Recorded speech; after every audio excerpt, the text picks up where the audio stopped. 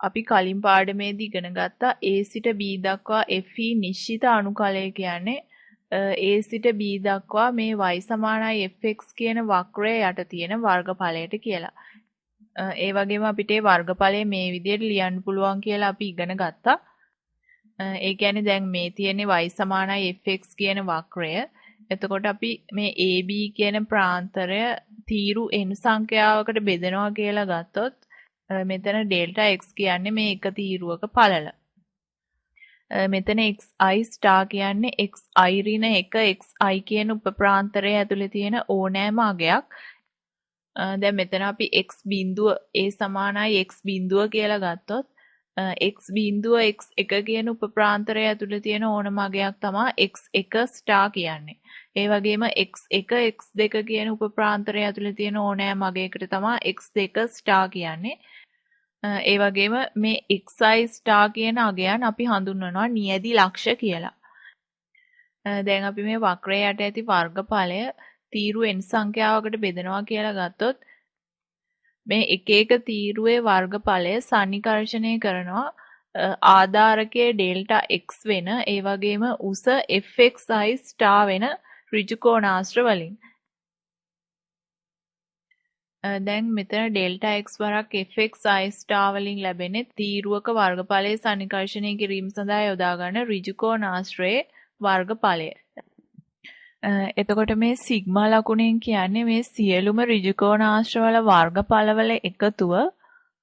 අපි දන්නවා මෙතන අපි මේ AB කියන ප්‍රාන්තරයේ බෙදෙන තීරු සංඛ්‍යාව වැඩි වෙනකොට මේ ඍජු කෝණාශ්‍රවල වර්ගඵලවල එකතුව මේ වක්‍රය යට තියෙන වර්ගඵලයට ආසන්න වෙනවා. එහෙනම් n අනන්තය කරා එළඹෙනකොට මේ ඍජු කෝණාශ්‍රවල වර්ගඵලවල එකතුව මේ වක්‍රය යට ඇති වර්ගඵලයට සමාන වෙනවා. ඒ වගේම A සිට B දක්වා y සමානයි fx කියන වක්‍රය යට ඇති වර්ගඵලය අපි හඳුන්වනවා A සිට B දක්වා Fe නිශ්චිත අනුකලය කියලා. දැන් මෙතන B කියන්නේ උඩත් සීමාව කියලා හඳුන්වනවා. ඒ වගේම A කියන්නේ යටත් සීමාව කියලා හඳුන්වනවා. දැන් මෙතන F කියන ශ්‍රිතය අනුකල්ය කියලා හඳුන්වනවා. fx කියන ශ්‍රිතයට එන්නේ ධනාගයන් නම් ඒ කියන්නේ මෙතන fx කියන ශ්‍රිතය පිහිටන්නේ x අක්ෂයට ඉහළින් නම් A සිට B දක්වා fx නිශ්චිත අනුකලය කියන්නේ A සිට B දක්වා මේ y සමානයි fx කියන වක්‍රය යට තියෙන වර්ගඵලයට. එතකොට y සමානයි fx කියන ශ්‍රිතය සඳහා ධනාගයන් සහ ඍණාගයන් දෙකම පවතිනවා නම් ඒ කියන්නේ මෙන්න මේ විදිහට y සමානයි fx කියන ශ්‍රිතය x අක්ෂයට ඉහළිනුත් x අක්ෂයට පහළිනුත් පවතිනවා නම් A සිට B දක්වා Fe නිශ්චිත අනුකලය කියන්නේ මේ වක්‍රය යට ඇති ශුද්ධ වර්ගඵලය. ඒ කියන්නේ අපිට ඒක මේ විදිහට හඳුන්වන්න පුළුවන්. අපි මෙතන A1 කියලා ගන්නේ x අක්ෂයට ඉහළින් සහ y සමානයි fx කියන වක්‍රයට පහළින් ඇති වර්ගඵලවල එකතුව. දැන් මෙතන මේ රූපේ හැටියට නම් A1 කියලා ගන්නේ මෙන්න මේ වර්ගඵලයයි මේ වර්ගඵලයයි එකතුව. A2 කියලා ගන්නවා x අක්ෂයට පහළින් සහ y සමානයි fx කියන වක්‍රයට ඉහළින් ඇති වර්ගඵලවල එකතුව. දැන් මේ රූපේ හැටියට නම් මේ වර්ගඵලය අපි A2 කියලා ගන්නවා. එහෙනම් A සිට B දක්වා Fe නිශ්චිත අනුකලය කියන්නේ A1 ඍණ A2. ඒ කියන්නේ x අක්ෂයට ඉහළින් ඇති වර්ගඵලවල එකතුව ඍණ x අක්ෂයට පහළින් ඇති වර්ගඵලවල එකතුව. දැන් අපි නිශ්චිත අනුකලයේ ගුණ ගැන කතා කරන්න යන්නේ. මුලින්ම තියෙන්නේ A සිට B දක්වා Fe නිශ්චිත අනුකලයේ සමාන වෙනවා ඍණ B සිට A දක්වා Fe නිශ්චිත අනුකලයට.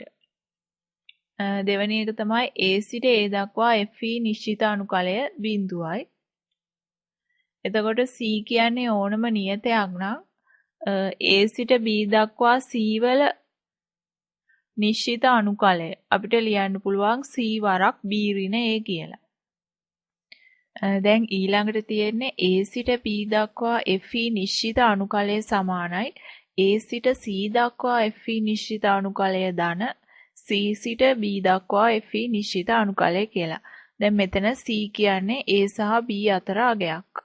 අපි දන්නවා A සිට B දක්වා Fe නිශ්චිත අණුකලය කියන්නේ A සිට B දක්වා මේ fx කියන වක්‍රය යට තියෙන වර්ගඵලය.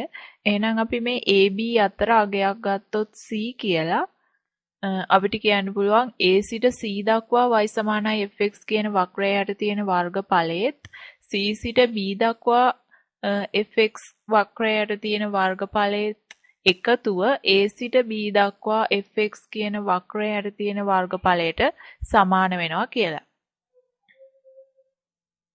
දැන් ඊළඟ එක තමයි A සිට B දක්වා cfx වල නිශ්චිත අණුකලය. දැන් මෙතන c කියන්නේ නියතයක්. fx කියන ශ්‍රිතය c වලින් ගුණ වෙලා තියෙනවා. දැන් මේ විදිහට c කියලා නියතයකින් ගුණ වෙලා තියෙන අවස්ථාවක අපිට මේක ලියන්න පුළුවන් c වරක් A සිට B දක්වා fe නිශ්චිත අණුකලය කියලා. අවසානයේට තියෙන්නේ A සිට B දක්වා fx ධන හෝ ඍණ gx වල නිශ්චිත අණුකලය සමානයි A සිට B දක්වා fxc නිශ්චිත අණුකලය ධන හෝ ඍණ A සිට B දක්වා gxc නිශ්චිත අණුකලය.